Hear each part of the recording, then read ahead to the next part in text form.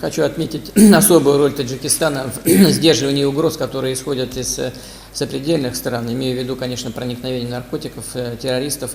Таджикистан не хочет забирать своих граждан. Досмотрите это видео до конца, вы узнаете, каких именно своих граждан правительство Таджикистана наотрез отказывается пускать в страну. Подписывайтесь на наши обновления, чтобы быть в курсе всех новостях на нашем канале. В сентябре прошлого года специализированный межрайонный суд по уголовным делам города Алма-Аты приговорил 7 таджиков к отбыванию наказания от 12 до 17 лет. Все они были признаны виновными в приготовлении к акту терроризма, а также в незаконном изготовлении взрывного устройства, хранении и ношении огнестрельного оружия, боеприпасов и взрывного устройства в составе террористической группы. Однако родные осужденных считают их жертвами оговора. Генеральная прокуратура Таджикистана ответила отказом на письмо Генпрокуратуры Казахстана о возможной передаче 7 осужденных таджикистанцев для дальнейшего отбывания наказания на родине. В ответном письме надзорного органа Таджикистана со ссылкой на Конвенцию СНГ о передаче осужденных к лишению свободы для дальнейшего отбывания наказания от 6 марта 1998 года говорится, что Таджикистан не принимает лиц, осужденных за тяжкие преступления. Согласно документу, осужденные могут отбывать наказание там, где ими было совершено преступление. Источник в Генпрокуратуре Таджикистана сообщил, что в прошлые годы из Казахстана были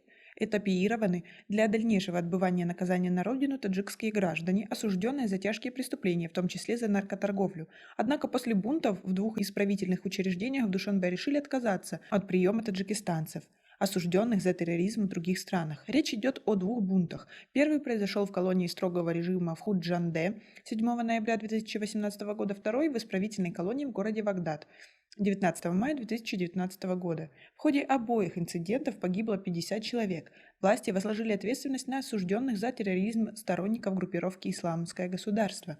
Как вы считаете, граждан страны надо вернуть на родину или пусть отбывают там наказание? Стране не нужны террористы. Свои ответы напишите нам, пожалуйста, в комментарии. Близкие 4 таджикистанцев, осужденных на 12 лет лишения свободы, считают их жертвами оговора.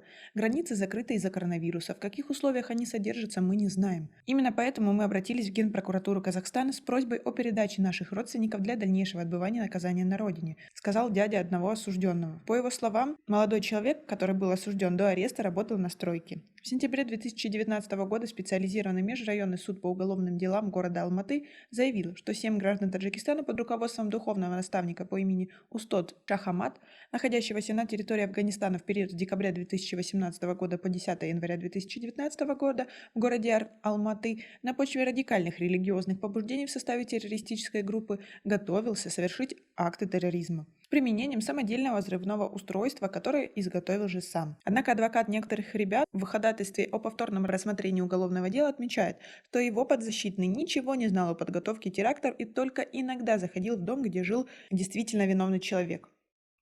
В записи телефонного разговора, который находится в распоряжении адвоката, виновный настоятельно просит своих подельников, чтобы они не говорили землякам о подготовке терактов. Сам виновный также в суде заявил, что теракты готовились в тайне от своих земляков. О том, что он действительно планирует заварушку, не знали все остальные.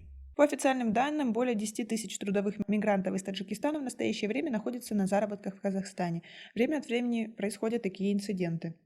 Но теперь правительство Таджикистана наотрез отказалось забирать своих граждан, осужденных в других странах. Как вы считаете, это справедливо? Напишите нам, пожалуйста, в комментариях. Здесь Таджикистан выполняет огромную позитивную работу. Будем вместе с вами это делать и дальше. На этом у нас все. Оцените наше видео подпиской и лайком. До скорой встречи.